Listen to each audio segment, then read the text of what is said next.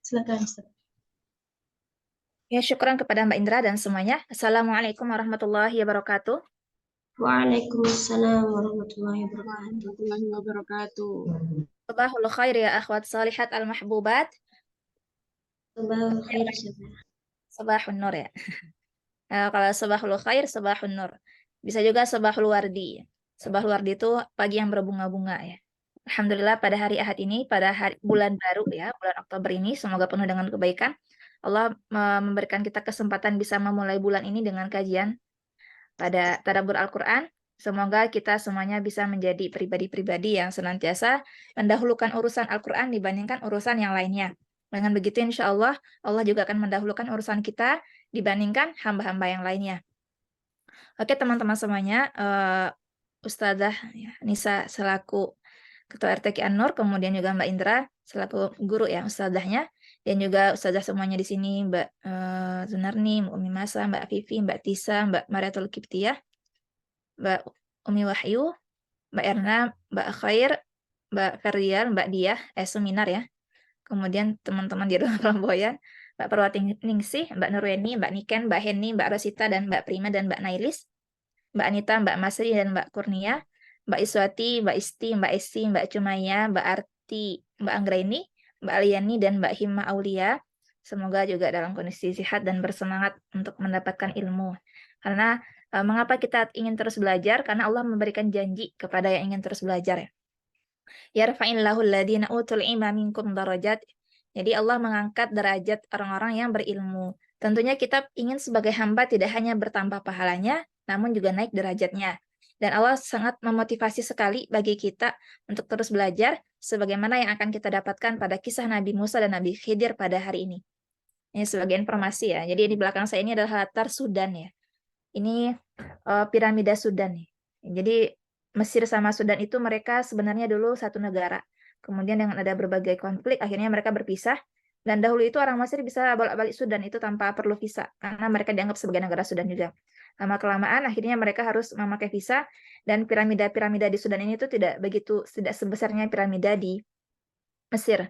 Kalau piramida di Mesir itu sudah dibikin apa ya? Dulu saya juga ke piramidanya Mesir, itu sudah dibikin komplek ya, komplek para wisata. Sedangkan kalau piramida Sudan ini masih harus dikunjungi dengan berbagai usaha dan sudah banyak yang pecah-pecah nih, pucuk-pucuknya.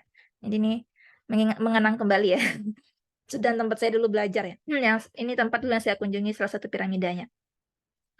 Dan insya Allah pada hari ini kita akan mentadaburi surat yang telah dibaca oleh Mbak Nisa tadi, surat Al-Kahfi. Dan di sini sebenarnya dalam kisahnya Nabi Musa itu dari ayat 60 sampai 81 ya, nanti yang akan kita tadaburi. Sebagaimana kita pahami, surat Al-Kahfi ini adalah surat yang dianjurkan untuk kita baca setiap Jumat, kulayam Jum'ah, dan dianjurkan untuk kita hafalkan, supaya kita aman dari fitnah yang terdapat nanti pada hari kiamat, itu fitnahnya Dajjal, dan juga agar kita aman nantinya pada saat nanti kita menghadapi berbagai ya, masalah kehidupan ya. Karena emang di Al-Kahfi itu terdapat banyak sekali kisah-kisah yang bisa kita ambil pelajaran ya. Makanya kalau Al-Kahfi ini kita tadabbur gitu nggak kelar-kelar ya. Bahkan satu tema ini aja tuh panjang kisahnya, panjang ceritanya. Dan sebelum kita melanjut, di sini ada beberapa tentang ya, sampai ayat 82 ya, kisah tentang Nabi Khidir dan Nabi Musa ini. Jadi teman-teman perlu tahu awal mula sejarah kisah ya, Nabi Musa dan Nabi Khidir ini. Nabi Musa ini adalah seorang nabi yang bertubuh perkasa, kemudian juga hebat dan berfisik bagus, dan merupakan orator ulung dan berfisik bagus ya. Makanya bertubuh kuat Nabi Musa karena dulu tercukupi gizinya ya. Tinggal di istana Fir'aun ya. Jadi mantap lah gitu 4 sehat 5 sempurnanya. Dan juga bukan nabi yang cacat atau cadel ya. Ya kalau misalnya orang-orang bilang Nabi Musa gara-gara makan api pas masa masih bayi itu jadi cacat bibir apa cadel lidahnya. Tidak. Tapi apa namanya? Ketika Nabi Musa memegang bara api itu adalah perintah dari Allah Subhanahu wa taala. Karena dengan kecerdasannya pasti dia ingin mengambil kue ketika dulu dites oleh Firaun. Namun ternyata ketika itu di awal kisahnya masih baik, Nabi Musa ini merenggut jenggotnya Firaun dan membuat Firaun menjadi marah. Hingga akhirnya dia ingin membunuh ya atau ingin menyingkirkan Nabi Musa. Tapi disitulah Firaun ini nanya kepada para menteri-menterinya, gimana mau aku apain ini baik gitu ya, kata bocil gitu ya. Terus kata para menterinya, coba dites Kalau misalnya dia berikan dua pilihan antara kue dan api ya, bara api, kalau dia mengambil kue berarti kita harus membunuh dia, ya. Berarti dia cerdas. Kalau dia mengambil api berarti dia anak yang masih bayi, nggak tahu apa-apa. Akhirnya Nabi Musa yang sudah mau mengambil kue, tapi dia akhirnya mengambil api. Sebenarnya ketika anak bayi memegang api, pasti dia langsung panas dan meninggalkannya ya. Maksudnya melepaskannya gitu karena kepanasan. Namun dengan ilham dari Allah Subhanahu wa taala, akhirnya dia mengambil api tersebut dan memasukkannya ke mulut dia gitu kan. Sehingga kata para menteri, oh berarti anak ini memang masih bayi banget nih, nggak tahu apa-apa gitu. Jadi jangan engkau bunuh dia, wahai Fir'aun. Nah, Nabi Musa ini kenapa dia itu membutuhkan Harun ya? Waja'al li waziran min ahli Harun akhi ushdud bihi azri wa asyrikhu fi amri ya. Jadi karena Nabi Musa itu setelah kabur dari Mesir ya di masa remajanya dan dia melihat kemungkaran gitu, membunuh orang Bani Israel ya yang membunuh kaumnya gitu. Akhirnya dia itu pergi ke Madian. Jadi karena lama tinggal di Madian, itulah akhirnya dia berbahasa Madian kan. Maksudnya jadi berbahasa Madian. Ketika kembali ke Mesir, tentunya dia akan ada kesulitan dalam berbicara bahasa orang Mesir.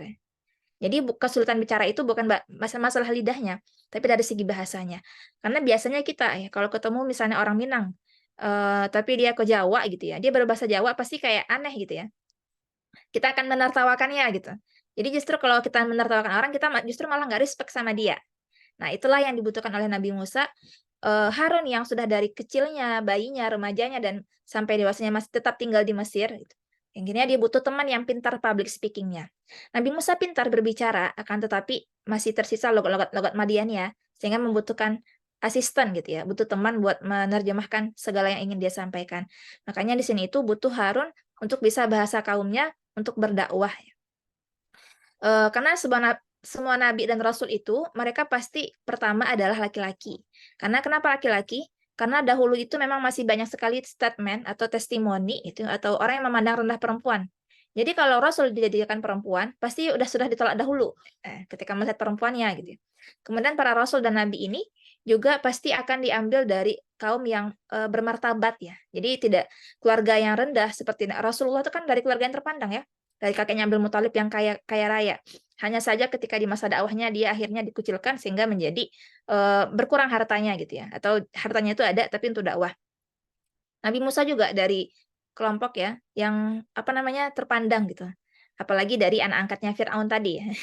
Maksudnya kan berarti sangat sangat diagungkan sekali. Dan tentunya juga yang namanya nabi itu tidak ada yang cacat ya. Semua nabi itu tampan ya, ganteng ya. Karena perlu namanya fisik yang bagus itu untuk menarik dakwah. Hanya saja mungkin di antara para nabi yang paling menjadikan fitnah ketampanannya itu adalah Nabi Yusuf. Dan Nabi Musa ini merupakan rasul yang ulul azmi. Jadi rasul ulul azmi ini rasul-rasul yang kesabarannya itu begitu tinggi. Jadi di antaranya Nabi Musa yang kita tidak bisa juga menyebutkan dalam kisah ini nanti Nabi Musa itu tidak sabaran ya. Karena memang ada cerita, pasti ada latar belakang kenapa Nabi Musa bersikap seperti itu. Kita lihat betapa sabarnya Nabi Musa menghadapi Bani Israel. Jadi saat sudah apa namanya, ini kisah ini tuh antara fatrah, antara rentang waktu ketika Nabi Musa telah menyelamatkan kaumnya dari kejaran Firaun, yaitu di Laut Merah, ketika Laut Merah sehingga mereka bisa lari. Saat itu mereka masuk ke negeri Palestina. Jadi teman-teman kalau yang sudah hafal surat Al-Maidah itu pasti ingat eh, kata apa ya, kata Bani Israel itu ketika disuruh masuk ke Palestina mereka menolak hingga akhirnya Allah azab mereka. Mereka Mas ya. Hmm. Masa masih kena deh.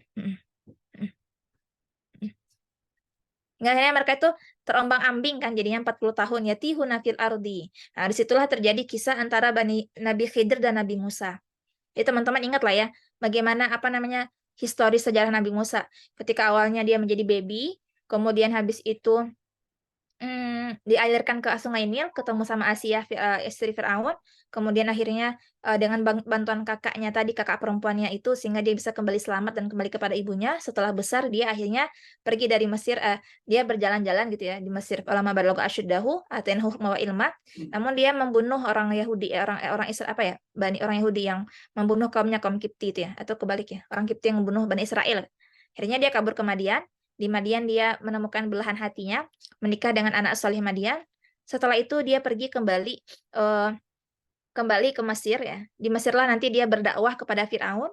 Ketika itu dia membutuhkan saudaranya itu Harun. Setelah itu akhirnya mereka itu berperang besar, yaitu antara para penyihir dan Firaun dan Nabi Musa. Dan ketika Nabi Musa selamat dari kejaran Firaun dan aman ya dari Laut Merah, hingga terjadilah kisah ini. Jadi kisah ini terjadi rentang waktu antara setelah penyelamatan kaum Bani Israel dari Laut Merah ya, kejaran Firaun, dan mereka itu terombang-ambing di Palestina antara negeri itu di dunia ya. Nah, disitulah Nabi Musa banyak mendapatkan tarbiyah kembali dari Allah Subhanahu wa taala. Dan antara tarbiyahnya adalah tarbiyah dari Nabi Khidir ini. Nah, kita lanjutkan ya. Awal mula kisahnya di sini ya. Di sini saya bagus lah ya. Mungkin teman-teman ada yang belajar bahasa Arab, ada sebagian yang saya tampilkan bahasa Arabnya itu buat semakin bagus. Jadi, waqafa Musa alaihi salam fi ahadil ayyam khatiban fi Bani Israil fas'aluhu an a'lam ahlil ardi. Jadi ketika itu Nabi Musa ini adalah seorang orator. Dia berdiri di hadapan kaum-kaumnya. Terus mereka ketika lagi Nabi Musa itu sedang berdakwah kan, kalau dakwah itu kan tampak yang paling tahu, yang paling hebat gitu. Akhirnya mereka menanyakan, fas'aluhu an a'lam ahlil ardi. Wahai Musa, siapakah yang paling banyak ilmunya, yang paling pintar di dunia? Kemudian dia menjawab, ana gitu ya. Jadi saya, kata Nabi Musa, fa akhbarahum bi annahu ya. Jadi saya a'lam minal ardi. Nah, hal ini bukan hal yang salah. Kenapa? Karena emang ketika itu Nabi Musa lah yang paling menjadi dai dan yang paling maksudnya itu paling a'lam di antara kaumnya. Jadi itu tidak salah yang disampaikan Nabi Musa, tidak berbohong. Hanya saja fa'atabahullahu ta'ala li'annahu lam yurji' al-fadla ilahi. Allah mencelanya karena Nabi Musa tidak menisbatkan keutamaan tadi kepada Allah Subhanahu wa taala. Yang namanya kita itu punya kelebihan itu yang segimanapun harus menyampaikan ini tidak karena Allah Subhanahu wa taala. Hadza min fadli rabbi. Jadi kalau misalnya ada orang memuji kita, kita nggak boleh, alhamdulillah iya nih, masya Allah, makasih ya sudah dipuji gitu ya. Itu sebenarnya boleh juga, tapi akan lebih bagus kalau kita mengatakan hadza min fadli rabbi. Ini merupakan keutamaan dari Tuhanku ya. Jadi kenapa seperti itu? Karena kalau kita punya kelebihan, kita menisbatkannya karena diri sendiri, lama-lama nanti kita bisa menjadi seperti iblis ya, merasa lebih pintar, lebih cerdas. Atau seperti Korun, dia merasa dia itu harta itu gara-gara dirinya. Dan Allah sudah menyebutkan bahwasanya al-kibru itu adalah selendangnya Allah Subhanahu wa taala. Kesombongan itu keselendangnya Allah Subhanahu wa taala. Faman lahu kibrun walau qalilun dakhalan nar, kata Allah Subhanahu wa taala. Siapa yang punya kesombongan dikit aja itu di dirinya, walaupun dikit aja gitu ya. Sekecil aja, seuprit aja itu akan masuk ke neraka. Maka di sini ada sebuah nasihat kepada kita, setiap kelebihan atau keutamaan itu perlu menyandarkannya kepada Allah Subhanahu wa taala. Nah, ketika Allah itu mencela dia, Allah akhirnya mengabarkan bahwasanya ada loh laki-laki saleh yang lebih tahu, lebih hebat, lebih pintar dibandingkan dirinya yang berlokasi ya, yang berdomisili di pertemuan dua laut gitu. Akhirnya Nabi Musa bertaubat dan beristighfar, dan dia dengan tawaduknya akhirnya ingin belajar. Ya, jadi ingin belajar Nabi Musa dan ingin mengetahui siapakah laki-laki yang lebih hebat dibanding dirinya. Bukan untuk membandingkan atau pamer atau adu banding ya, atau kayak adu kepintaran, tapi untuk belajar. Jadi Masya Allah sekali, Nabi Musa ini tuh sangat tawaduk ya. Jadi kadang-kadang kita emang nggak tahu apa-apa gitu. Tapi kita ada yang lebih hebat dibandingkan kita. Kita ngerasa, nggak mau sama dia belajar gitu. Bukan gara-gara kita nggak pengen belajar, hanya gara-gara kita tuh ngerasa gengsi ya. Ngerasa nggak mau belajar ya. Ngerasa kalau kita belajar sama orang yang lebih pintar, berkurang izah kita ya, berkurang wibawa kita. Padahal dari Nabi Musa kita belajar, jika ada orang yang lebih hebat dibandingkan kita, perlunya sifat tawadu kita untuk merasa tidak memiliki apa-apa dan belajar kepada yang lebih tahu ya. Nah, dan di sini teman-teman semuanya ini tawadunya Nabi Musa dan perjalanannya menuju mencari ilmu ya. Jadi dari sini kita belajar, ini mohon maaf ya, harusnya nih bahasa Arabnya rata kanan. Wa idz qala Musa li fatahu la abrahu hatta ablugha majma'al bahraini aw amdiya huquba. Akhirnya Nabi Musa ini mengajak kepada pembantunya, asistennya yang bernama Yusha' bin Nun. Nah, Yusha' bin Nun inilah nanti yang akan menjadi nabi setelah Nabi Musa. Makanya emang kalau kata orang itu kita penting yang namanya mulazamatul ustadz ya, senantiasa membersamai guru. Supaya apa? Supaya kita setidaknya paling tidak mendapatkan 50% kecerdasan dan ilmu dan kesalihannya guru. Jadi kita lihat bagaimana Anas bin Malik, Abu Hurairah yang mereka itu sangat mulazamatul Rasul ya, sangat terus membersamai Rasul sehingga menjadi di antara 3 ahli hadis terkemuka pada zamannya ya. Seperti Abu Hurairah Ya, jadi termasuk sahabat yang paling tertinggi meriwayatkan hadis di antaranya Abu Hurairah dan Aisyah radhiyallahu anha. Nah, jadi kata Nabi Musa ini, wa idz qala Musa li fatahu la abrahu hatta ablugha majma'al bahraini aw amdiya huquba ya. Jadi Musa berkata kepada pembantunya, aku tidak akan berhenti berjalan, jadi akan terus berjalan sebelum sampai ke pertemuan dua laut ya. Jadi Nabi Musa ini tidak mengetahui di mana pertemuan dua laut tadi.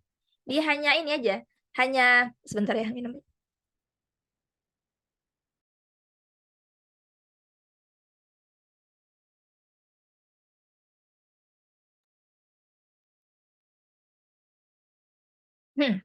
Dia hanya ini aja, hanya ingin mencari di manakah lokasi pertemuan dua laut. Jadi ini nggak tahu apakah lokasinya itu di antara Mesir atau misalnya Sudan ya, karena emang mereka itu Sudan Mesir ini itu di lokasinya itu memang ada pertemuan dua laut antara Sungai Nil sama Laut Merah ya. Maksudnya di sini. Dan itu kan Sungai Nil itu kan begitu panjang ya, begitu panjang terpanjang sedunia. Jadi itu kata kata Nabi Musa, abrah itu terus-menerus ya. Jadi kayak bersemangat tidak berhenti. Hatta ablugha majma'al bahraini. Sampai aku itu bisa sampai ke pertemuan dua laut merah. Dan itu dilakukan dengan berjalan ya. Jadi bagaimana butuh fisik yang kuat untuk mencari ilmu ya. Tentunya di sini kita itu ketika belajar itu butuh fisik karena kalau fisik kita nggak kuat, pastinya nanti kita akan mudah melemah dan malah nggak ikut. Sebentar ya.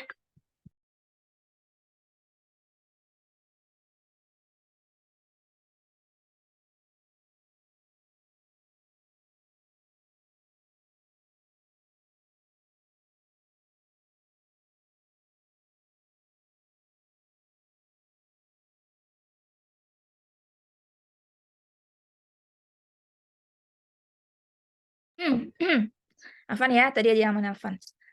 Kemudian di sini itu hatta ablugha majma'al bahraini au amdiya hukuba.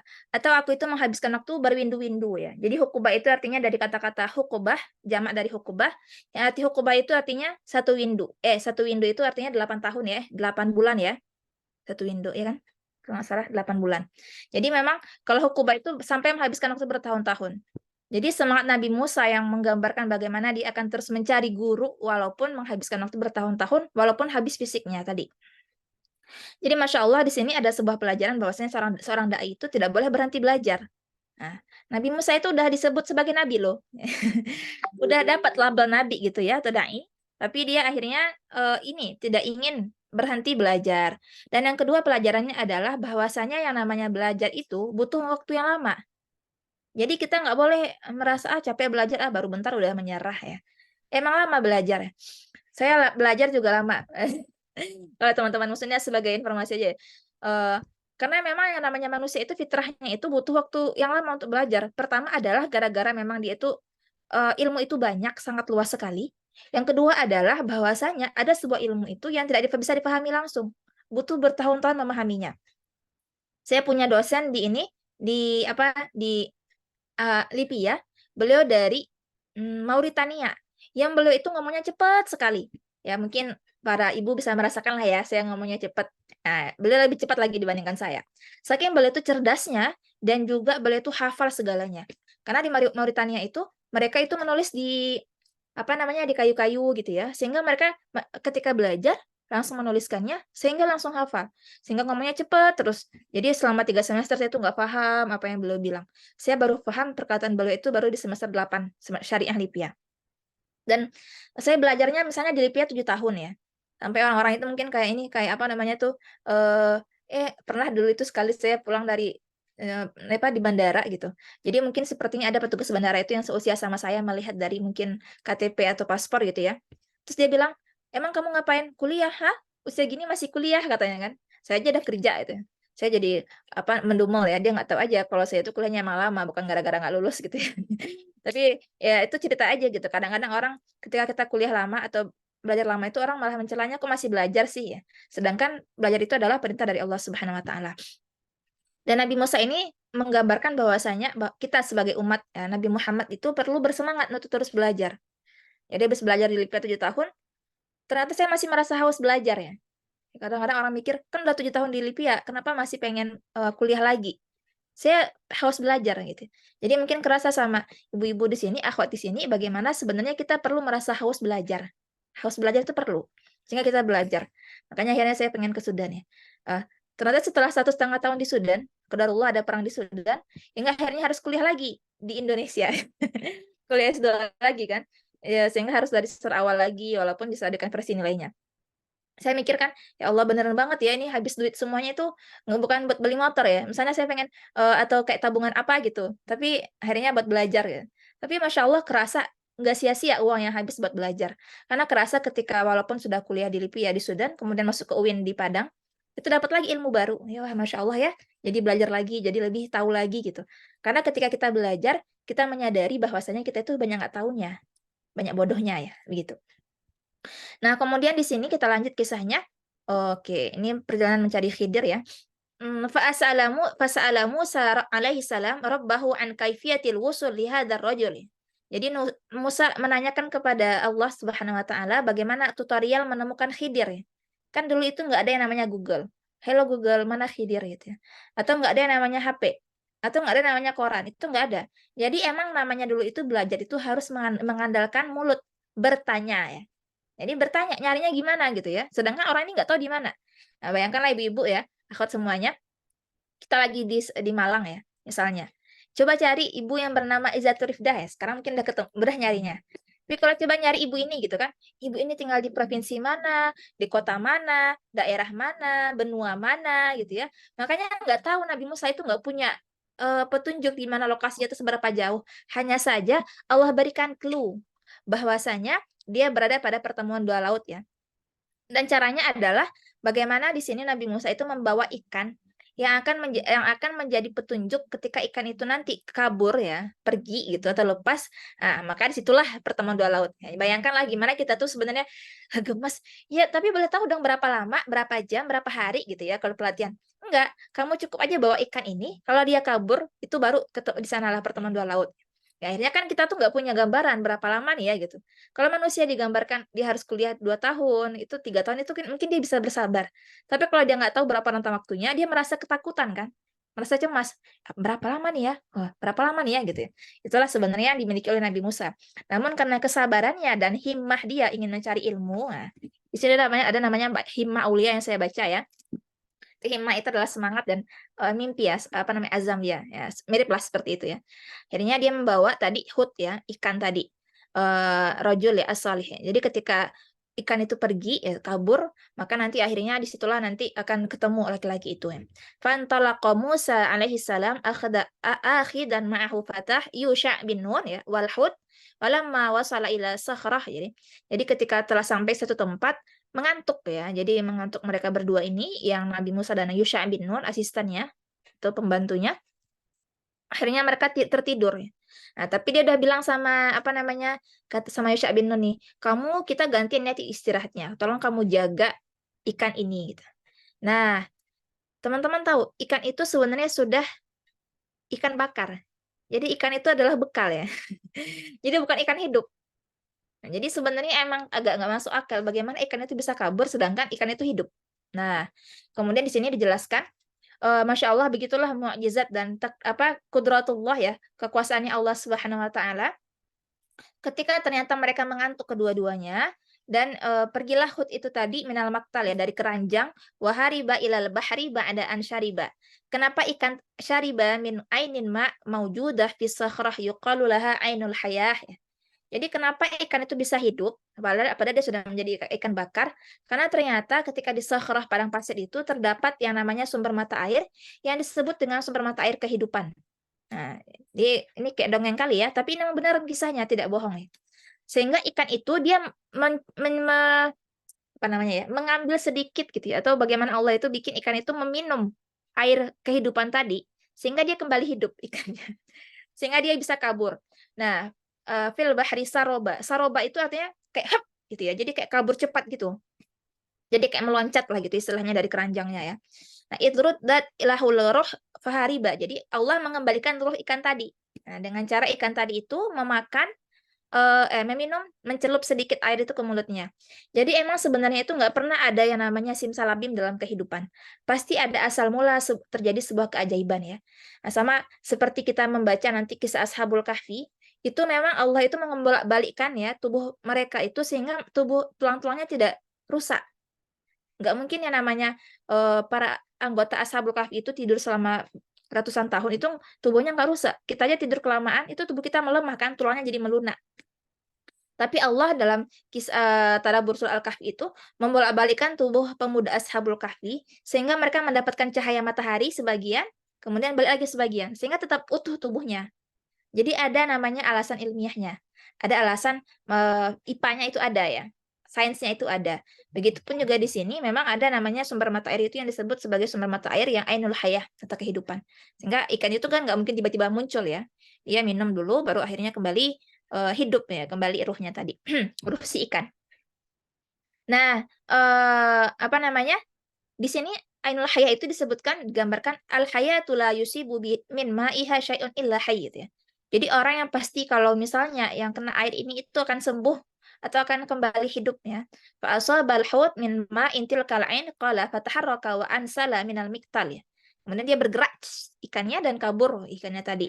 Nah, setelah itu ya pergilah mereka bangun dan pergi. Falamma balagha majma'a bainihima, ketika Nabi Musa dan Yusha bin Nun itu sampai di pertemuan dua laut, mereka lupa sama ikannya tadi karena kan ketiduran ya. Dan fattakhadha sabila fil bahri saroba, ikan itu sudah kabur dahulu. Falamma jawaza qala li fatahu atina ghada'ana ya. Tadi kan ikan bakar kan? Nah, jadi dia bilang sama ininya, sama pembantunya, "Coba sekarang berikan bekal kita. Mana bekal kita ikan tadi? Kita sudah laqad laqina min safarina hadza nasaba." Kita sudah berjalan begitu jauh, begitu melelahkan. Saatnya kita makan ya, maksudnya kita makan bekal. Terus kata kata ini, oh ya teman-teman, di sini itu sebenarnya ada dalam sebuah kalimat nasia ya, nasia mereka berdua melupakan ikannya. Sebenarnya kan yang melupakan itu bukan Nabi Musa, tapi siapa? Tapi Yusha bin Nun. Nah, tapi Allah mentahkim, memberikan gambaran bahwasanya melupakan itu keduanya.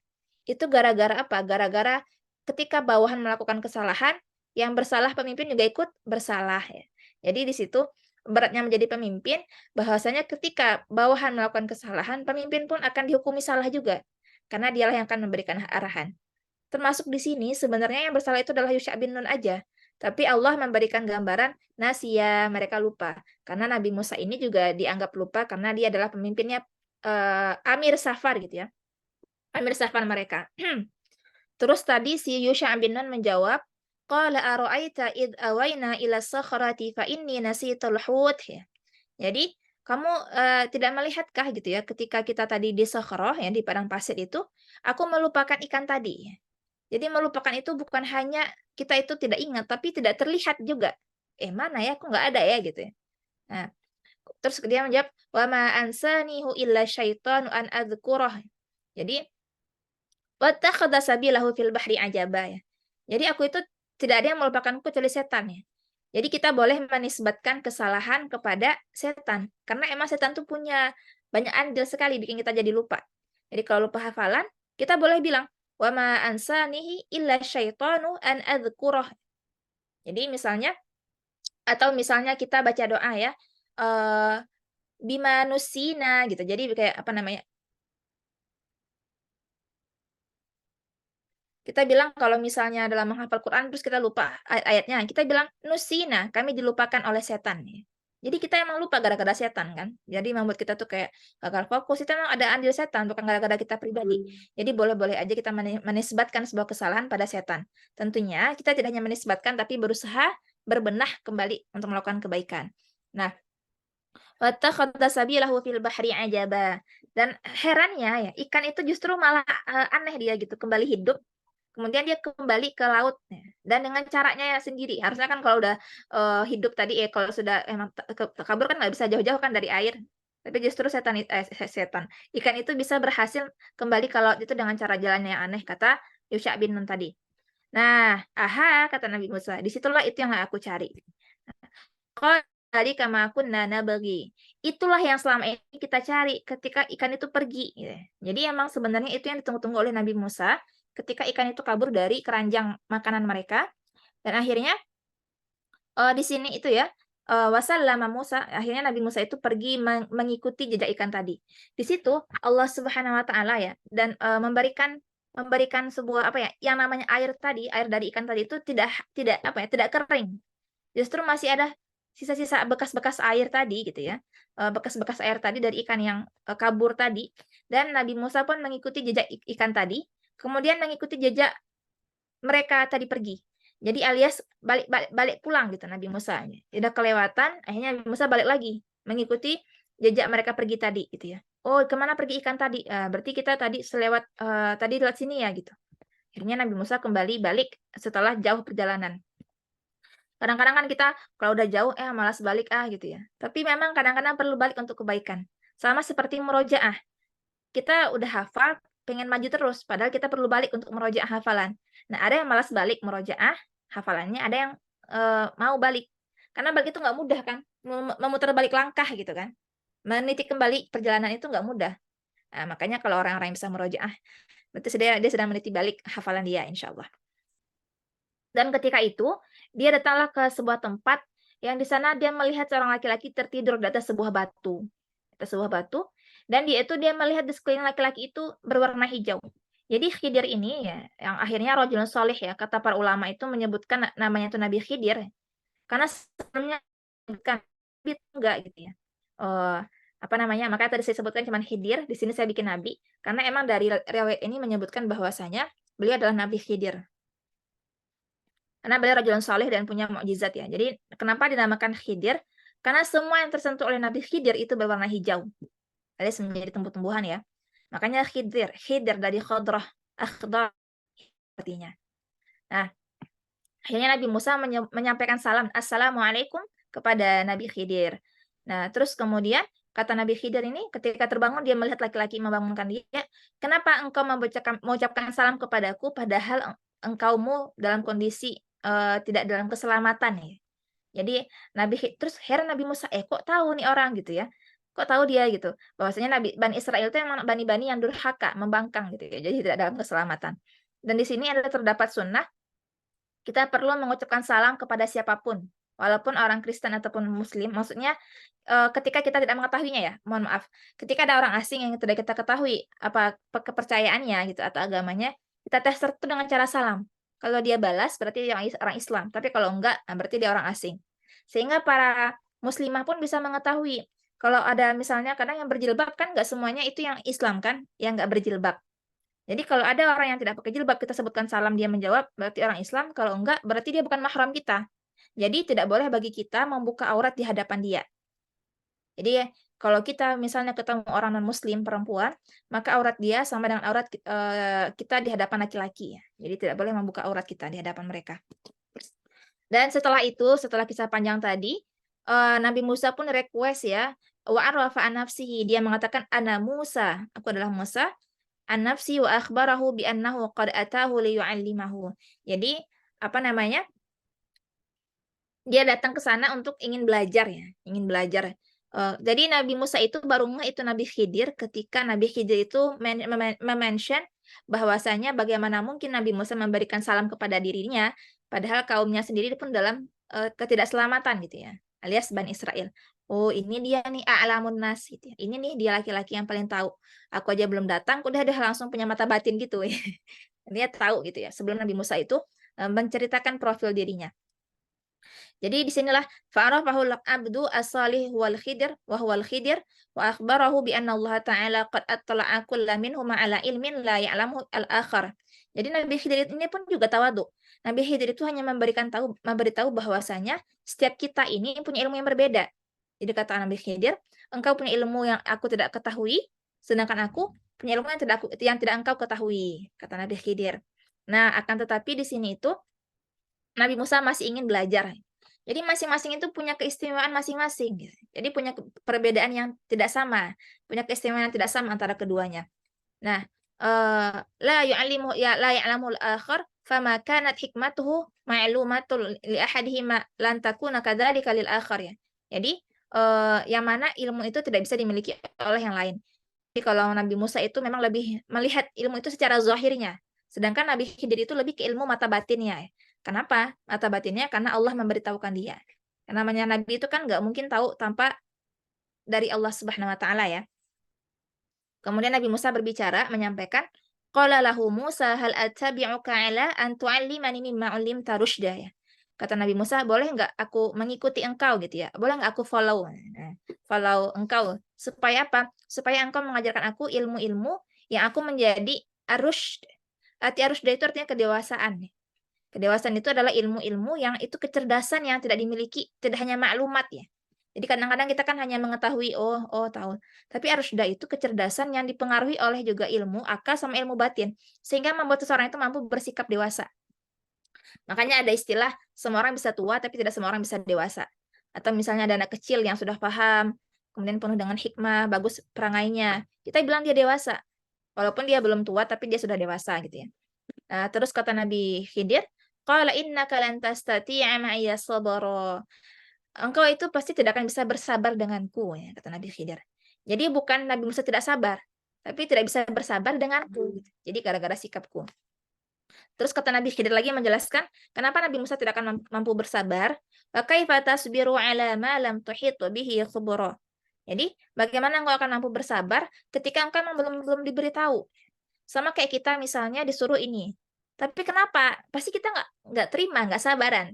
Kalau kita sudah paham, oh seperti itu, oh karena itu, pasti kita bisa bersabar. Iya deh, paham deh kondisinya.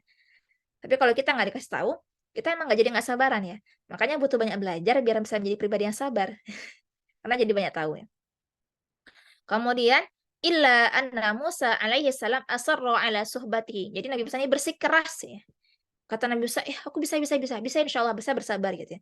Karena dia itu ingin belajar dari Nabi Khidir. Akhirnya, wa akhbarahu bi annahu la yukhalifa amrahu. Nabi Musa berjanji bahwasanya Nabi Musa tidak akan menyelisihi janjinya kepada Nabi Khidir untuk tidak mampu bersabar. Kata Khidir, oke lah gitu ya. Jadi boleh kata Nabi Khidir, asal Nabi Musa tidak banyak nanya, tidak komentar ya. Jadi tidak banyak bertanya kepada Nabi Khidir. Jadi tidak boleh bertanya, jadi ada syaratnya sampai Nabi Khidir menjelaskan kepada Nabi Musa apa yang nanti dia alami gitu ya. Terus kata Nabi Musa, qala satajiduni insyaallahu qala satajiduni insyaallahu sabira wa la a'si laka amra. Nah, di sinilah Nabi Musa walaupun dia sudah nabi, tapi dia ingin menjadi murid kembali. Akhirnya dia mengatakan, insya Allah kamu akan melihatku sabar, dan aku akan berusaha tidak akan memaksiatimu atau tidak akan menyelisihi perintahmu. Kemudian Nabi Khidir pun bilang lagi, nah, kasih lagi penguatan syaratnya. Qala fa in ittaba'tani fala tas'alni an syai'in hatta uhditsa laka minhu dzikra ya. Jadi kamu boleh jika engkau mengikuti, maka jangan coba nanya-nanya aku. Diam aja, diam baik ya tentang sesuatu sampai aku baru memberitahukannya kepadamu. Jadi dimulailah perjalanan Nabi Musa dan Nabi Khidir yang Nabi Musa itu tidak punya clue apa-apa, tidak punya info apa-apa, tidak punya gambaran apa-apa. Jadi di sini para akhwat atau ummahat kalau misalnya kita melihat ada hal-hal kita diperintahkan, kita mungkin perintahnya ikuti aja. Jadi kita tuh emang sebisa mungkin nggak boleh nanya. Karena kalau banyak nanya nanti menyusahkan kita. Jadi sebisa mungkin coba sebuah ketaatan itu dibangun atas dasar ketidaktahuan. Karena banyak sekali syariat Allah Subhanahu wa taala yang mensyariatkan kepada hal-hal yang tidak boleh kita tanya-tanyakan. Misalnya, kok bisa sholat itu ada 5 kali? Kenapa subuh 2 rakaat? Kenapa zuhur 4 rakaat? Itu kan kita nggak boleh nanya ya, karena itu diperintahkan. Ada hal-hal yang emang tidak bisa ditembus oleh akal kita. Karena akal manusia itu mahsur, terbatas ya. Beda sama ilmillah itu kita la yuhsa, tidak diketahui berapa jumlah ilmu Allah Subhanahu wa taala. Nah, kemudian di sini ya kita persingkat aja lah ya. Jadi saya jelaskan juga bahwasanya kemudian mereka menaiki kapal yang pertama. Jadi di situ ketika Nabi Khidir mengajak Nabi Musa naik ke kapal, di situ sebenarnya semua orang itu membayar. Jadi ada bayar kapal, ada tiket masuknya. Akan tetapi orang ini nggak kenal sama Nabi Musa. Jadi kan Nabi Musanya kan nggak terkenal di daerahnya Nabi Khidir ya. Maksudnya nggak tahu gitu ya. Tapi orang melihat Nabi Khidir ini, akhirnya orang mempersilahkan. Jadi nggak bayar Nabi Khidir itu. Akhirnya Nabi Musa pun kecipratan, nggak ikutan bayar juga gitu kan. Akhirnya mereka berdua naik ke kapal, tapi tidak membayar kapalnya tadi, tidak bayar tiket lah gitu istilahnya, free. Kemudian makan VIP juga. Nah, ketika sedang berjalan kapal tadi di lautan, Nabi Khidir melihat sebuah kapak. Dia melihat sebuah kapak dan langsung tanpa babi bu, langsung diambil kapaknya tadi dan hap dia merusak kapal tadi. Jadi di apa namanya di tokok-tokoknya lah bahasa Minangnya. Dia berusaha melubangi kapal itu dengan kapak tadi kan.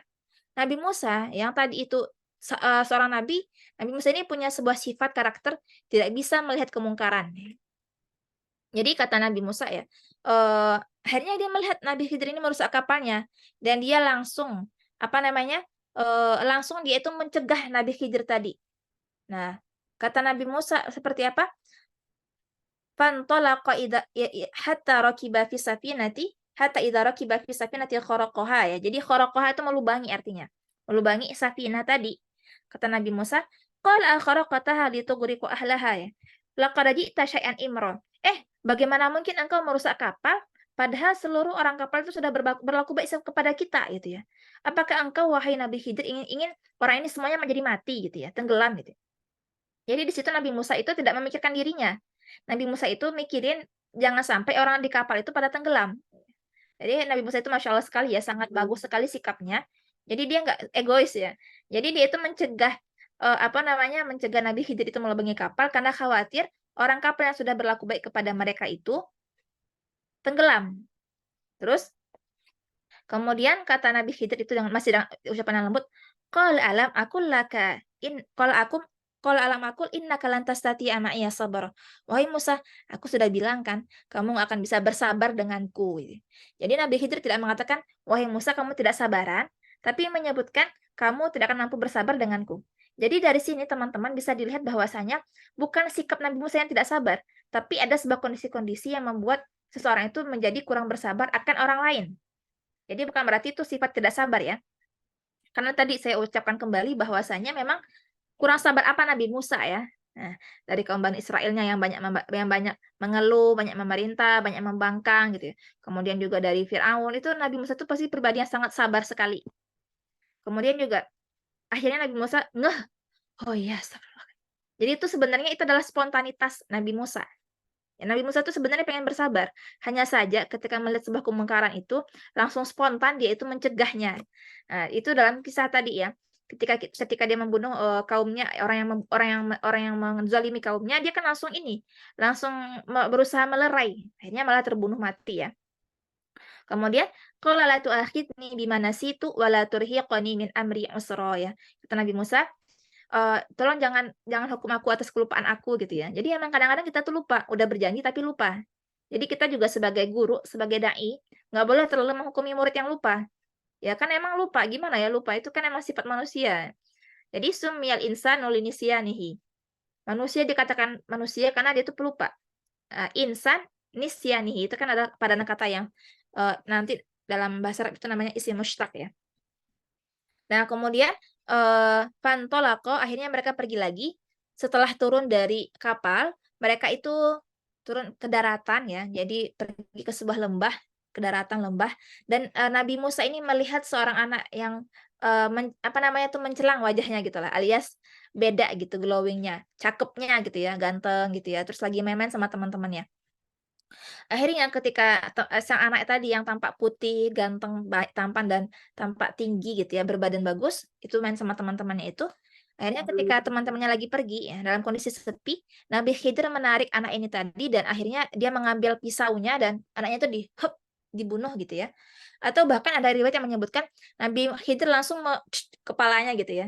Jadi langsung diputer gitu. Jadi kayak dengan tangannya itu mengambil nyawa sang anak alias mati gitu ya. Jadi kayak kepalanya dipeletok, akhirnya meninggal sang anak tadi.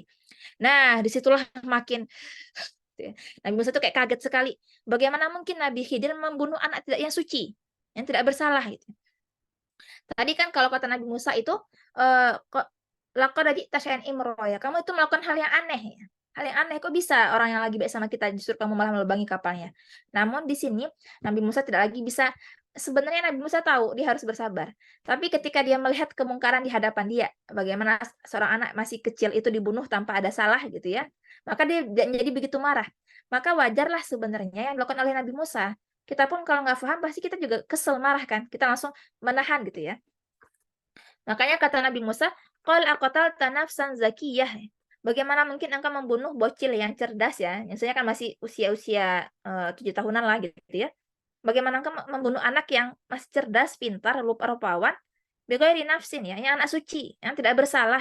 Laqad ji'ta syai'an nukra. Sungguh wahai Nabi Khidir, engkau sudah melakukan kemungkaran. Jadi sudah hal yang sangat mungkar sekali itu membunuh ya. Kan benar juga ya. Jadi wajar-wajar aja kalau Nabi Musa itu bilang seperti itu. Karena emang dia itu tidak paham. Kan dia tidak paham kenapa Nabi Khidir membunuh sang anak tadi. Nabi Khidir pun mulai jadi Nabi Musa kan tadi ngegas ya sama Nabi Khidir.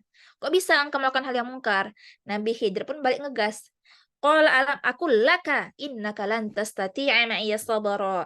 Karena aku sudah bilang kalau kamu tidak mampu bersabar denganku, kata Nabi Khidir. Akhirnya Nabi Musa pun setelah dia tenang kembali gitu ya. Maksudnya dia tadi udah kan kaget banget lah terjadi pembunuhan di hadapan dia ya. Terus kata Nabi Khidir itu ngasih lagi syarat lagi. Qala in sa'altuka an syai'in fala ba'daha fala tusahibni. Kalau ente masih nanya lagi sama ana gitu ya, jangan coba-coba ikut ana lagi gitu ya. Kita berpisah udah gitu ya, kata Nabi Khidir. Qad balagta min ladunni udra. Kamu sudah melewati batas kesabaranku, kata Nabi Khidir. Jadi istilahnya batas izinnya tuh hanya beberapa kali aja. Maksimal kesalahannya tuh cuma beberapa kali aja. Kalau udah melewati batas, kita udah pisah gitu ya. Jadi udah nggak lagi. Sama lah misalnya kita kayak dalam sebuah program. Kita hanya memberikan maksimal batas izin itu berapa kali. Kalau udah nggak izin, berapa kali out gitu ya, keluar ya. Karena kita yang namanya sebuah sistem, sebuah namanya hubungan itu butuh yang namanya peraturan supaya tidak melewati batas. Begitupun juga dalam kisah Nabi Musa dan Nabi Khidir itu, kan tujuannya Nabi Musa itu belajar kepada Nabi Khidir. Maka di sini gurunya memberikan syarat. Jadi ketika murid melewati syarat tadi, makanya guru berhak untuk memberikan sebuah apa namanya itu peraturan baru ya atau hukuman baru. Kemudian akhirnya Nabi Musa belum sempat makan loh ya. Nah, tadi udah ikannya pergi, dia kelaparan, langsung capcus mencari Nabi Khidir. Setelah mereka naik kapal dan dia melihat adegan pembunuhan anak bayi ya, anak usia kecil oleh Nabi Khidir, Nabi Musa kelaparan akhirnya. Dia belum makan ya. Maksudnya mereka belum makan dan kelaparan. Akhirnya mereka mendatangi sebuah desa, yang di sana itu mereka minta makan kepada desa tersebut. Minta dikasih makan lah, kami sebagai musafir Bu, boleh nggak Bu kasih makan gitu ya. Makanya di sini tuh hatta idza balagha maghrib syamsi. Jadi di pertemuan apa namanya itu di baratnya matahari bukan afwan astagfirullahaladzim. Di sini tuh hatfan talaqa hatta idza ataya ahla qaryatin istata'ama ahlaha. Kemudian mereka beranjak lagi ke sebuah tempat baru dan mereka mendatangi sebuah desa yang mereka minta makan ya. Tolong berikan kami makan. Fa'abau ayyudayyifuhuma. Jadi tidak hanya mereka itu nggak ngasih makan, tapi mereka juga bahkan menolak salam kedua nabi ini gitu ya. Jadi mereka ngetuk pintu, tapi justru diacuhin, bahkan nggak dijawab salam pun nggak. Jadi jangan sampai kita juga seperti itu ya. Kalau ada pengemis atau yang minta-minta itu kita setelahnya jawab salam, mohon maaf Bu, belum dulu gitu ya. Tapi di sini penduduk desa itu mereka justru mengabaikan mereka keduanya dan nggak ngasih makan. Akhirnya fawajada fiha jidaran yuridu ay yanqadha fa aqamah ya. Akhirnya mereka menepi keluar dari desa tersebut. Namun di ujung desa ya atau di tepi desa itu Nabi Khidir melihat sebuah rumah yang akan roboh. Dan dia akhirnya mengajak Nabi Musa untuk memperbaiki rumah tersebut ya, dibangun kembali. Nah, terus Nabi Musa ini kan dia tadi kelaparan ya. Jadi walaupun dia sebenarnya itu merasa, kok bisa orang ini kan justru malah menzalimi kita, kok kita malah bantu dia gitu ya. Sampai dia bilang begini Nabi Musa karena tadi butuh makan. Kalau lau syi'ta la takhata alaihi ajra. Sebenarnya bisa loh. Kita dari udah ngebangun rumah ini minta dikasih makan ya, sudah bantu mereka gitu. Jadi intinya adalah Nabi Musa menawarkan sebuah solusi ya. Kan cuma ngasih ide aja gitu. Jadi nggak nanya. Kan Nabi Musa tuh nggak nanya sebenarnya, cuman bilang aja, qala law syi'ta la takhadta alaihi ajra. Kalau engkau mau, kita bisa minta fee ya, minta bayaran lah sedikit makanan buat perut kita yang kelaparan ini, kata Nabi Musa. Nah, padahal Nabi Musa ngomong itu aja. Tapi gara-gara ngobrol, padahal syaratnya adalah tidak boleh berbicara, tidak boleh bertanya, tidak boleh menyampaikan ide. Jadi semuanya itu mamnu' ya kata Khidir. Langsung Nabi Khidir membuat sebuah keputusan final. Qala hadza firaqu baini wa bainik. Jadi, udah saat ini kita udah berpisah gitu ya.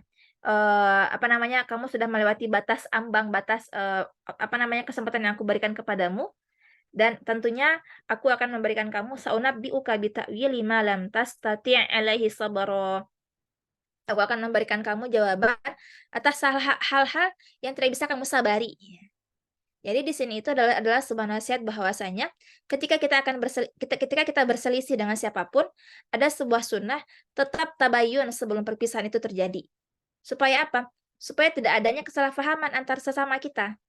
Jadi walaupun kita itu gontok-gontokan gitu ya, marah-marahan, ketika mau berpisah harus salam-salaman, harus memberikan klarifikasi supaya tidak salah paham sampai akhir kehidupan ya. Jadi di sini itu Nabi Khidir itu walaupun tadi nggak bagus tuh pengalamannya ya bersama Nabi Musa, protes, maksudnya memberikan protes atas yang dia lakukan, akhirnya Nabi Khidir itu pun ngajak berpisah. Tapi di sini itu Nabi Khidir tidak membiarkan Nabi Musa itu dalam kondisi penasaran ya. Jadi nggak, kata orang itu hantu penasaran ya. Intinya nggak jadi penasaran. Nabi Khidir pun menjelaskan beberapa hal penyebab mengapa dia seperti itu.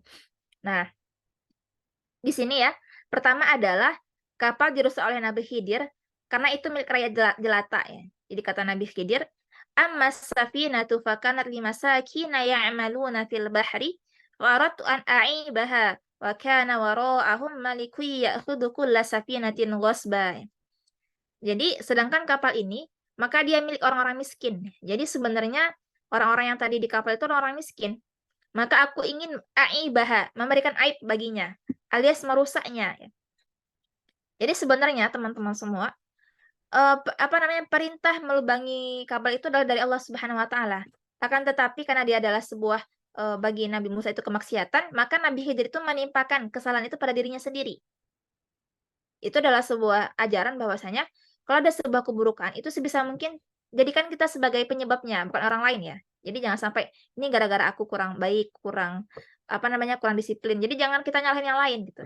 Nah, walaupun sebenarnya di sini itu perintah melubangi kapal itu dari Allah Subhanahu Wa Taala, tapi Nabi Khidir itu menimpakan kesalahan pada dirinya sendiri. Fa'aratu, aku ingin melubanginya, aibaha. Wa kana wara'ahum, dan beberapa hari lagi di belakang mereka itu akan datang sebuah raja yang mengambil semua kapal untuk menjadi alat perang, ghasba, jadi dengan paksa ya, alias nggak ada ganti rugi gitu. Nah, jadi kalau kita lihat-lihat lah ya, apa namanya, ini adalah kisah bahwasanya Nabi Musa itu dan Nabi Khidir itu ingin melubangi kapal supaya kapal itu tetap tidak diambil oleh raja, sehingga itu bisa tetap menjadi mata pencaharian keluarga miskin ini tadi ya, rakyat miskin ini tadi. Nah, itu adalah sebuah bagi Nabi Musa sebuah kemungkaran ya, atau kemaksiatan. Sedangkan anak kecil gitu, yang tadi saya bunuh itu, dia itu adalah anak yang ketika dewasanya akan menjadi anak yang durhaka, bahkan kafir. Dan dia itu merupakan anak kesayangan gitu ya. Jadi kayak anak kesayangannya orang tuanya. Kalau misalnya nanti dia durhaka dan kafir, akan mempengaruhi orang tuanya, sehingga akan membuat orang tuanya pun ikut menjadi murtad. Jadi di situ tuh apa namanya teman-teman?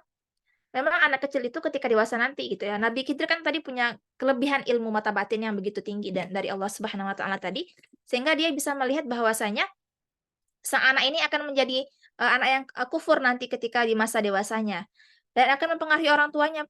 Orang tuanya pun melihat itu jadi menjadi kayak futur gitu kan, jadi kebawa sama anaknya.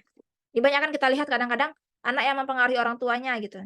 Orang tuanya dulu awalnya bagus, baik, tapi ketika anaknya yang lebih powerful dibandingkan orang tuanya, membuat orang tua pun jadi ikut serta gitu kan. Nah, kenapa anak kecil dibunuh? Karena ketika dia meninggal ketika masih kecil, maka dia masuk surga. Alias dia dibunuh ketika kecil supaya dia masuk surga. Karena kalau sudah besar, sudah balik, maka ketika dia melakukan keburukan, maka masuk neraka.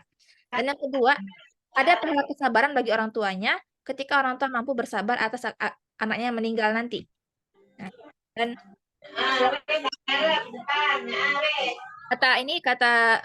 kata Nabi Khidir, wa amal gulamu fakan abawahu mu'minaini fa khashina ay yurhiqahuma tughyana wa kufra ya.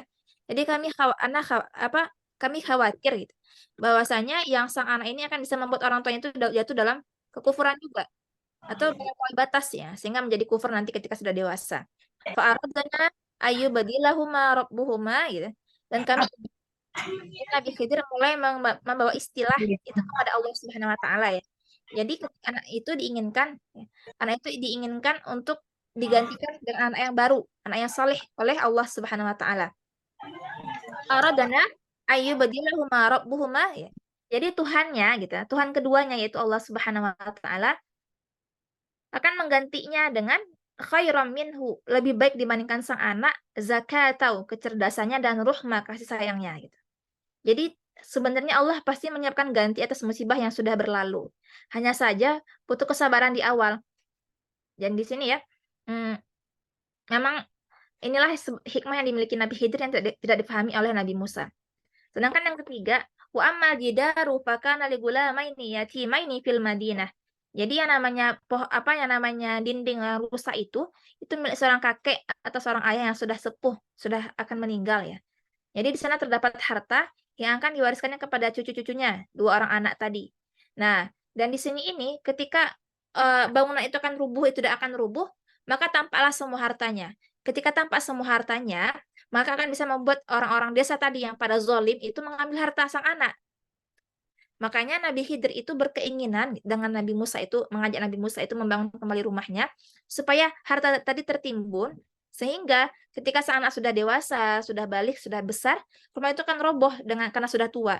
Maka akan nampaklah harta tadi, sehingga mereka bisa menggunakannya. Jadi sikapnya Nabi Khidir tadi itu, dengan tujuan menjaga harta tadi, supaya tidak diambil oleh penduduk desa yang zalim, dan terjaga. Dan akan ditemukan sang anak ketika mereka sudah dewasa dan faham. Jadi memang kenapa Nabi Khidir membantu dan membangun rumah tadi? Karena ini pengaruh dari orang tua ataupun kakek yang saleh. Jadi Allah ingin mewujudkan keinginan kakek yang saleh tadi untuk memberikan harta kepada sang cucunya dengan cara bantuan Nabi Khidir membangun kembali rumah tersebut sehingga tidak tampak harta yang tertimbun tadi gitu ya. Kemudian di sini tuh wa kana tahtahu kanzul lahuma wa kana abuhuma salihah fa arada rabbuka ayablugha ay ashuddahuma wa yastakhrija kanzahuma rahmatan min rabbik ya. Jadi Tuhanmu ingin mereka sampai usia dewasa dan mereka mampu mengeluarkan harta dari rumah tersebut sebagai bentuk rahmat Allah kepada mereka ya. Kepadamu ya. Kepada mereka dari Tuhanmu. Dan Nabi Khidir pun bilang, "Wa ma fa'altuhu an amri." Aku melakukan segala hal ini tuh bukan gara-gara keinginan aku pribadi, bukan syahwatku, bukan nafsuku. Dzalika ta'wilu, akan tetapi itu adalah takwil malam tasti' alaihi sabara ya. Jadi kenapa di atas disebutkan tastati', yang kedua tasti' ya. Karena tasti' di sini maksudnya adalah wajar Nabi Musa itu belum sabar karena emang dia belum paham. Jadi ketika telah disebutkan oleh Nabi Khidir bagaimana penjelasan atau sebab dari kisah-kisah tadi, itulah yang membuat akhirnya tasti alaihi sabaro ya. Jadi wajar kamu tidak mampu bersabar terhadap hal yang belum engkau fahami. Nah, namun ketika sekarang telah aku berikan penjelasan, maka itu insya Allah kamu akan menjadi lebih paham dan lebih bersabar. Nah, di sini para ulama itu menjelaskan ya, coba aja kalau Nabi Musa mampu bersabar, lebih bersabar lagi, maka bisa jadi dia akan bisa mendapatkan banyak sekali hikmah dari Nabi Khidir ini. Akan tetapi di sisi lain juga disebutkan bahwasanya justru gara-gara ketidaksabaran Nabi Musa lah sampai kisah ini kepada kita gitu ya. Maksudnya jadi kita mendapatkan hikmah di balik kisah tersebut.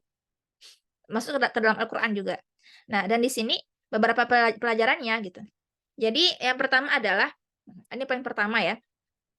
Jatuhnya kita kepada maksiat sebagai bentuk Allah menjaga kita dari dosa yang lebih besar. Ini dari kisah kapal tadi ya.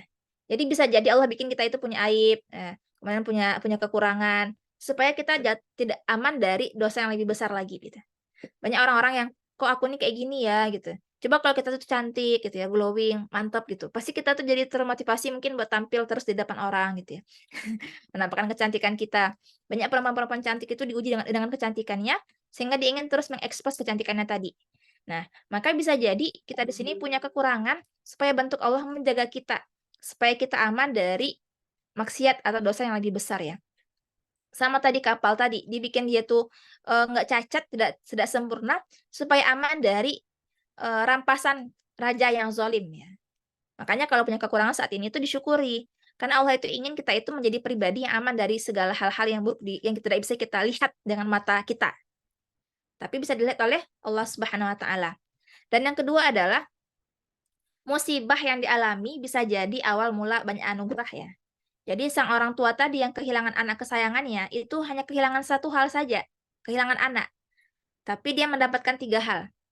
Anaknya masuk ke surga insya Allah, yang ketika ada satu orang di surga, bisa membuat orang lain masuk surga juga. Kalau misalnya kita punya keluarga yang soleh gitu ya, dia bisa menyeret kita pun ikut dalam ke surganya Allah Subhanahu wa Ta'ala. Yang kedua, pahala kesabaran orang tua ketika anaknya meninggal. Yang ketiga adalah orang tua akan mendapatkan lagi anak baru ya, yang lebih soleh, lebih pintar dan lebih cerdas dibandingkan anak sebelumnya. Jadi kalau punya musibah, nah makanya disebutkan dalam Al-Qur'an itu fa inna ma'al usri yusra, inna ma'al usri yusra ya. Jadi itu inna ma'al usri yusra. Jadi itu terus disebutkan bahwasanya dari setiap satu kesulitan itu pasti ada 2 kemudahan. Itu baru 2 disebutkan ya. Di sini 3. Dapat 3 hal. Makanya kalau dapat musibah, kita harus curiga. Nah, bisa jadi kita akan mendapat anugerah nih dari Allah Subhanahu wa Ta'ala gitu ya. Dan yang ketiga itu kesalehan seorang keluarga akan mempengaruhi yang lainnya. Makanya di sini itu kenapa sang anak-anak 2 yatim tadi itu Allah berikan perlindungan bagi harta mereka, itu pengaruh kesalehan kakek mereka, pengaruh kesalehan orang tua mereka itu ya. Jadi memang sebenarnya kata abang saya gitu ya, belum menyebutkan bahwasanya banyak sekali kisah-kisah kadang-kadang anak yang nakal ya, bapaknya kiai di daerah Jawa gitu ya, atau bahkan teman saya seperti itu juga ya. Saya punya teman yang seangkatan gitu laki-laki itu nakal banget ya. Dulu tuh kayak ngerokok lah, inilah gitu ya. Maksudnya tuh kayak suka bahkan intinya bikin banyak keburukan gitu, tapi ayahnya ustad.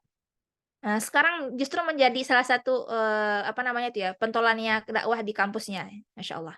Jadi sebenarnya memang senakal-nakal apapun anak, jika memiliki orang tua yang saleh, bisa jadi anak berubah nanti, walaupun sudah tiada orang tuanya. Karena emang ada pengaruh kesolehan orang tua tadi kepada sang anak. Dan juga di sini ya, teman-teman semuanya, Allah tidak pernah mencela yang menanyakan kepada Nabi Khidir ya. Jadi bukan berarti di sini itu Allah menyebutkan Nabi Musa itu bukan nabi yang tidak sabar. Menggambarkan kisah bagaimana bahwasanya kita tidak mampu bersabar akan hal yang tidak kita ketahui apa hikmah di baliknya. Ya nggak sih gitu.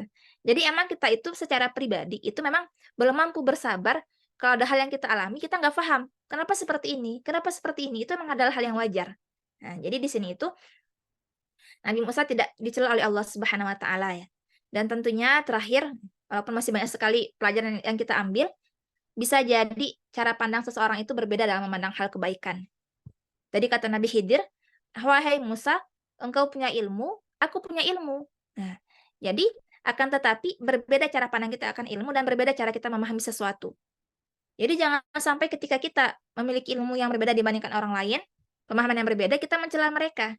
Karena tiap orang itu masing-masing punya perbedaan cara pandang, perbedaan pemahaman ya.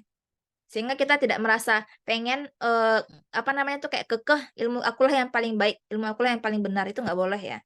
Kenapa? Karena tiap orang itu punya cara pemahaman terkait pemahaman akan Al-Qur'an, akan hafalan Qur'an, akan tadabbur Qur'an, akan dakwah ini beda-beda cara pandangnya. Seperti tadi bedanya ilmu antara Nabi Musa dan Nabi Khidir. Jadi bukan berarti ya, bukan berarti Nabi Khidir lebih hebat dibandingkan Nabi Musa juga. Akan tetapi mereka itu berbeda cara pandang dalam ilmunya dan berbeda ilmu yang Allah berikan kepada mereka. Namun tadi ketika Nabi Khidir itu memberikan ilmu kepada Nabi Musa, karena Nabi Musa itu ingin belajar hal yang belum dia ketahui. Jadi Allahu a'lam. Syukran buat semuanya. Saya kembalikan kepada Mbak Indra. Semoga dari kisah ini motivasi kita untuk menjadi pribadi yang sabar. Kemudian juga senantiasa meyakini bahwasanya di balik semua hal yang kita alami itu ada rencana Allah yang tidak kita ketahui.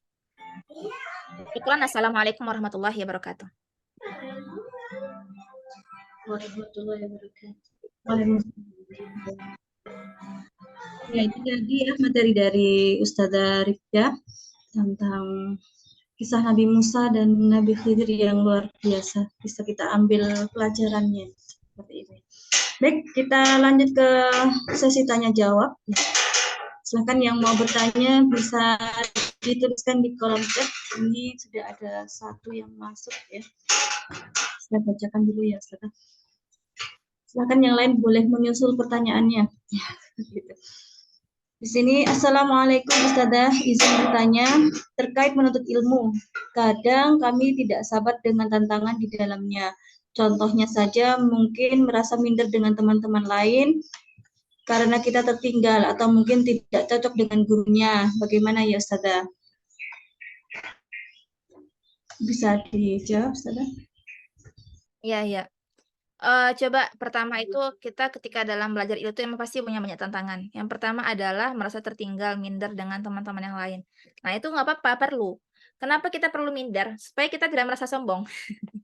Kadang-kadang kita ngerasa lebih oke kan. Justru biasanya orang yang lebih minder itu biasanya dia lebih semangat belajar dibandingkan yang merasa udah cukup ya. Karena di sini itu ketika kita merasa cukup akan belajar, kita justru jarang mengeksplor, jarang mencari tahu. Dan saya sendiri pun perlu menghadirkan rasa minder di dalam diri ketika belajar ya. Jadi alias kita perlu merasa tidak tahu apa-apa dibandingkan orang lain. Saya ketika belajar itu, saya suka berpikir seperti ini. Pasti teman saya lebih paham. Pasti teman saya itu lebih mantap gitu ya. Maka saya itu pengen terus belajar, walaupun minder itu pun nggak apa-apa. Jadinya ketika kita pulang, lebih murojaah lagi, belajar lagi, nanya lagi gitu kan. Atau kita jadi senang sebenarnya ada teman yang lebih pintar. Kita bisa nanya dia juga. Namun kadang-kadang kita gengsi nanya sama dia kan. Nah, jadi sebenarnya punya teman yang lebih baik itu oke-oke aja kan. Jadi kita justru bersyukur dikumpulkan dalam circle-circle orang-orang pintar. Begitu sih. Saya dulu belajar juga kan. Atau dalam ikut MTQ itu ketemu orang yang lebih hebat, lebih mantap gitu kan. Saya kadang ngerasa insecure ya. Tapi habis itu nggak apa-apa kan aku bersyukur nih aku dalam golongan mereka gitu kan. Jadi belajar, akhirnya nanya-nanya tips, nanya-nanya kok bisa paham, bagaimana dia bisa memiliki pemahaman seperti itu gitu. Jadi saya akhirnya sama mereka jadi belajar. Jadi kadang-kadang dikumpulkan dalam sama Arfidah Farnidah gitu kan. Ya saya ngerasa apa namanya, emang dia lebih mantap sih gitu kan. Tapi saya juga ngerasa, kan saya jadi berkumpul sama dia, belajar dong sama dia gitu. Jadi kayak bersyukur. Terus juga sikap yang tidak cocok dengan guru ya. Maksudnya tidak cocok dalam sisi apa gitu ya. Kalau dalam sisi hal yang emang kita itu mungkin kurang suka atau kurang membuat kita itu kurang ihtiram sama guru, maka sebisa mungkin tetap hormati beliau atau kalau sudah tidak sanggup lagi gitu ya, mungkin bisa meninggalkan halaqah belajar walaupun tapi dengan cara tidak mencela guru. Kemudian yang kedua adalah memang kadang-kadang kita itu berharap bertemu dengan guru yang sesuai sama kita. Tapi bisa jadi kita itu diberikan guru untuk mengubah sikap kita yang bertolak belakang sama kita. Alias sebenarnya kita diberikan orang yang dia itu bisa merubah kekurangan kita walaupun kita tidak menyukainya. Nah, jadi bersabarlah dengan hal seperti itu ya. Alias sebenarnya saya juga sering menghadapi kondisi-kondisi guru yang kadang-kadang bikin kita tuh kayak ya Allah kok gini banget jadi guru gitu ya. Tapi saya bersabar karena bisa jadi kesabaran itulah yang membuat saya menjadi lebih pintar. Alias sebenarnya seorang murid yang mampu bersabar akan gurunya, maka insya Allah dia akan mampu mendapatkan kelebihan sang guru tersebut. Jadi tidak kita sebutkan bahwasanya guru yang hebat itu guru yang tahu segala hal. Tapi guru yang hebat itu, memang guru itu dia di ilmu itu dia begitu dakik, begitu dalam, begitu pro gitu ya, begitu ahli. Maka kita perlu bersabar dengannya supaya mendapatkan kelebihan yang beliau miliki sampai selesai belajar dengan beliau. Begitu Mbak, Allahu a'lam. Dan emang namanya dalam Al-Qur'an itu ya di surat Al-Furqan itu Allah menyebutkan wa ja'alna ba'dakum li ba'din fitnatan atasbirun ya. Memang kami jadikan engkau ujian bagi yang lainnya gitu. Jadi kadang kita ujian bagi guru ujian bagi kita. Tapi nggak apa-apa, selama masih dalam ikatan pembelajaran guru dan murid, maka berusahalah bersabar dengan guru. Dan juga cek niat kita. Apakah memang guru itu memang berlaku hal yang emang itu di luar dari sisi akhlak? Atau kita sendiri yang nggak mampu bersabar karena sikap kita yang kurang. Begitu. Allahu a'lam, Mbak. Semoga Allah mudahkan. Oke. Selanjutnya, Ustazah izin bertanya, bagaimana cara bermulazamah kepada guru tapi hanya bisa bertemu online? Ya, kalau mulazamah secara online ya. Kalau siapa pribadi bermulazamah online itu mengikuti semua kajian beliau. Satcoy misalnya. Intinya saya tuh kayaknya mantengin nasihat beliau di status, kemudian juga nanya-nanya beberapa sama beliau, kemudian nanya kabar, kemudian juga mengikuti tulisan beliau dan juga kajian-kajian beliau. Kalau saya begitu sih. Tapi saya sebisa mungkin kita walaupun online itu harus punya niat bisa mengunjungi guru. Jadi punya niat itu, walaupun nggak bisa. Karena saya itu berprinsip ya, kita itu nggak bisa hanya online saja, karena nanti akan kurang ruh dari gurunya. Maka sebisa mungkin milikilah niat atau menabunglah agar bisa bertemu dengan guru. Karena saya pribadi sendiri pun ketika mendatangi sebuah tempat itu pasti punya mau menjadwalkan bertemu dengan guru ya. Jadi ketemu orang lain banget itu nggak terlalu lah gitu ya. Ketemu teman bisa via chat, kalau guru kan perlu disempatkan. Begitu. Semoga menjawab ya Mbak ya. Ya, selanjutnya, Ustazah. Apakah dari riwayat menyebutkan Nabi Khidir masih hidup? Saya belum menemukannya sih, cuman sepertinya dari usianya sudah meninggal ya. Sudah begitu jauh, maksudnya dia bukan Nabi yang hidup abadi. Nabi pasti ada masa-masa usianya kan. Apalagi emang ketika telah namanya Rasulullah SAW, dia sudah menjadi khitamul anbiya. Berarti emang tidak ada lagi Nabi setelahnya. Jadi kalau Nabi Khidir masih hidup, maka itu menyelisihi pemahaman kita bahwasanya Rasulullah adalah penutup para Nabi. Apalagi dia kan hidup pada zamannya Nabi Musa ya. Itu tuh rentang waktunya sama Nabi Muhammad tuh begitu jauh ya. Jadi kalau secara ininya udah. Sekarang juga udah berapa? Udah 1200 tahun ya dibandingkan sama Nabi Muhammad. Nah, maka tidak mungkin ya masih hidup. Nah, Nabi yang tertinggi hidupannya pun cuma Nabi Nuh ya. 950 tahun. Sedangkan ketika makin turun-turun ke bawah itu makin sedikit jumlah usia para nabi dan rasul. Lanjut ya, Ustazah. Apakah dengan berhusnudzon pada semua kejadian termasuk dalam sikap bersabar? Sedangkan terkadang kita bersikap ada kehati-hatian dalam bertindak, kekhawatiran berlebihan akan sesuatu. Ya makanya cara paling baik itu adalah istafti kolbak ya, Mbak Anggraini. Nanyakan kepada hatinya. Coba kita cek, apakah aku bersikap ini sudah benar ya? Apakah ini bentuk kehati-hatianku atau kewaspadaanku? Jadi nanya ke hati kita. Kalau kita berlebihan, oh berarti kita perlu batasi. Tapi kalau kita itu bersikap wajar itu nggak apa-apa. Itu aja sebenarnya. Jadi kita lah sebenarnya hati kita ketika masih bersih dia, masih oke fitrahnya, dia bisa melihat dan bisa menimbang atas sikap dia gitu kan. Karena kan kalau dalam hadis itu kita itu sebenarnya memang tidak bisa melihat sebuah dosa, misalnya kan dosa itu dari realnya saja ya. Orang bilang ini semuanya boleh, nggak apa-apa gitu ya. Tapi kalau kita ngerasa itu salah, hal yang nggak wajar, itu boleh juga kita maksudnya meninggalkannya. Begitupun dalam hal sesuatu gitu. Kalau misalnya husnuzan itu adalah bentuk kita berprasangka baik atas segala hal yang Allah tetapkan kepada kita. Nah, sedangkan kalau ada hal-hal yang dia itu berbentuk musibah atau hal-hal yang kita curigai, itu juga boleh-boleh aja ya. Karena kadang-kadang kita curiga, apakah ini bentuk Allah sedang menghukum kita? Apakah ini bentuk Allah sedang menegur kita? Itu kan berarti suudzon ya. Maksudnya kita jadi merasa perlu berbenah diri. Itu boleh-boleh aja. Jadi ala kulli hal, timbangannya adalah menanyakan kepada diri kita, apakah ini hal yang perlu kita husnuzoni atau suudzoni. Begitu, Mbak.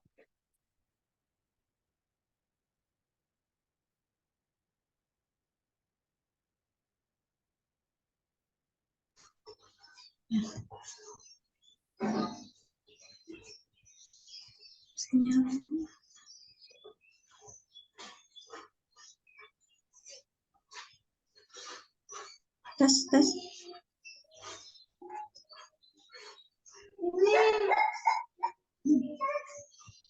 Mas, pinjam HP-nya, Mas. Ini kok nggak bisa ya?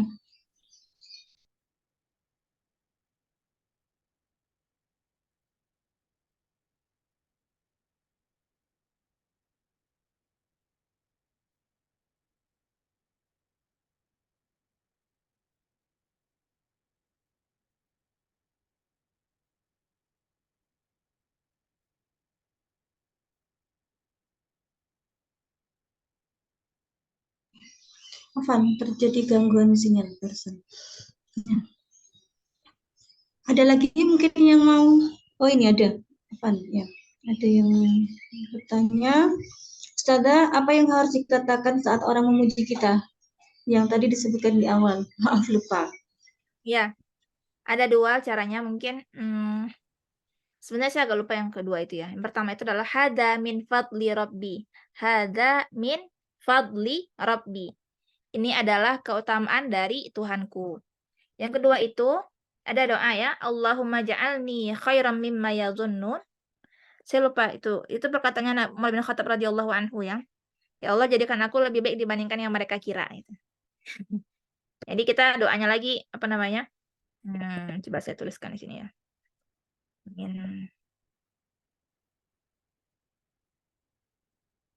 Ya, hada min fadli rabbi. Terus juga doanya Allahumma ja'alni khairam mimma yazunnun. Ya Allah, jadikan aku lebih baik dibandingkan yang mereka kira gitu. Jadi orang memuji kita, kita pengen lebih baik lagi dibanding yang mereka pikirkan soal kita kan. Udah sebentar saya coba cek.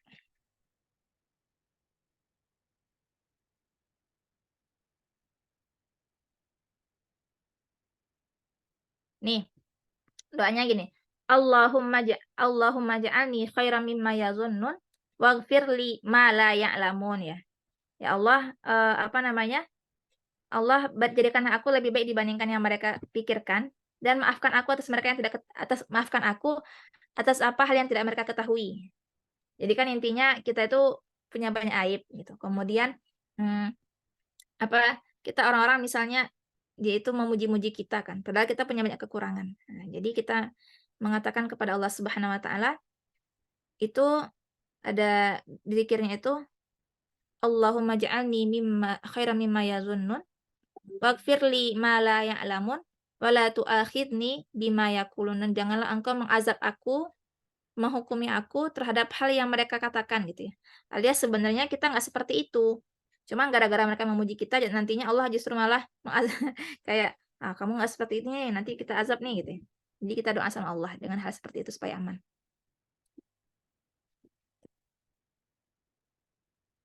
Nah ini ya saya bikin ya. Allahumma ja'alni khairan mimma yazunnun. Ya Allah jadikan aku lebih baik dibandingkan yang mereka kira, yazunnun. Waghfirli dan ampuni aku ma la ya'lamun atas hal yang tidak mereka ketahui. Wala tu'akhidni bima yaqulun. Dan janganlah engkau azab aku atau hisab aku atas apa yang mereka lakukan. Begitu.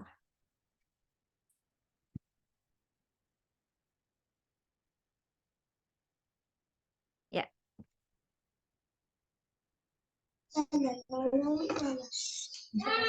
Ada lagi mungkin?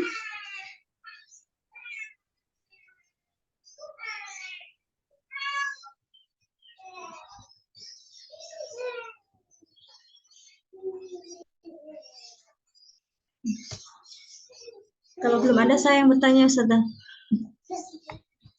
Ya.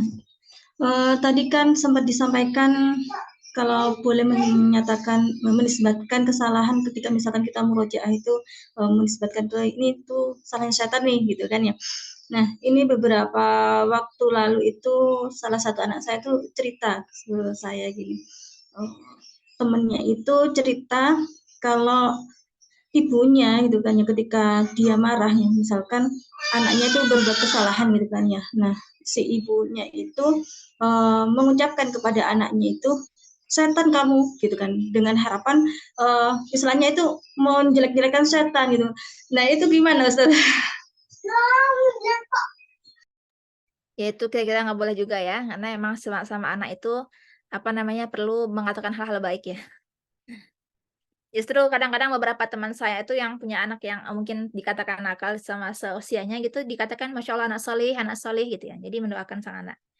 Jadi maksudnya adalah, jadi justru kalau misalnya anak diberikan itu kan dia justru salah paham kan. Jadi intinya kita berhati-hati dalam menempatkan sebuah perkataan, supaya tidak terjadinya salah paham dan akhirnya terjadi hal-hal yang buruk ya. Apalagi tadi kalau kata-katanya pendek sekali gitu, setan kamu itu kan, emang itu artinya itu banget kan. Alias bukan doa seperti misalnya, semoga Allah menjauhkan setan yang ada di dirimu gitu. Tidak seperti itu kan, tapi emang kata-kata yang kurang baik ya. Jadi mungkin doakan saja, ya Allah nak, semoga jadi anak soleh anak ya gitu. Teman saya itu punya anak yang Masya Allah sekali ya, sangat sangat sangat ini banget lah gitu, penuh ujian sekali. Tapi pasti terus ibunya sabar sama bilang, anak soleh gitu terus bilang sama ibunya. Lama-kelamaan dia mulai anteng anaknya. Anteng itu maksudnya enggak yang, pokoknya gerasa gerusu merusak semuanya gitu, enggak. Alhamdulillah. Intinya bagaimanapun bagi seorang ibu perlu berhati-hati memilih perkataan. Syukran, Ustazah. Ada lagi yang mau bertanya?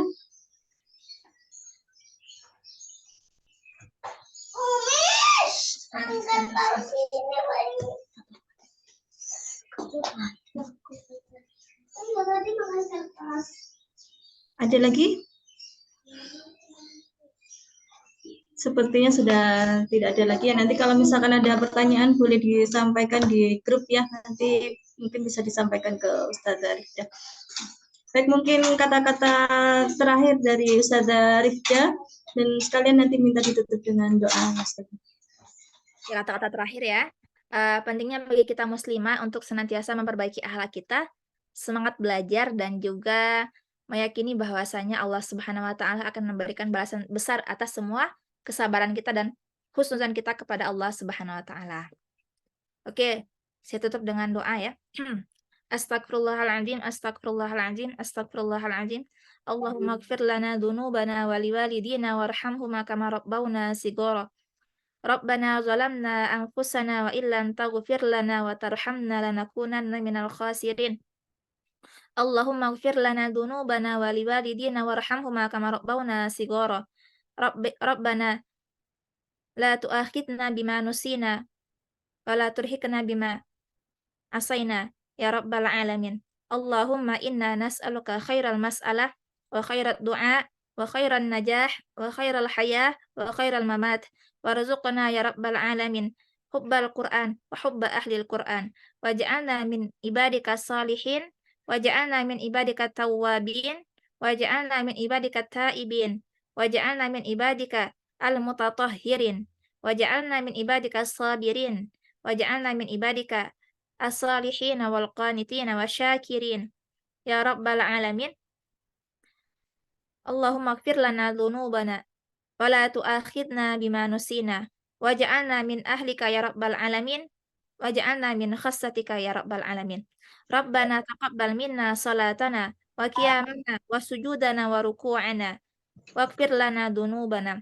Allahumma la tada' lana dhanban illa ghafartah wa la hamman illa farrajtah wa la dainan wa la hajatan min hawaijid dunya illa qadaitaha ya arhamar rahimin.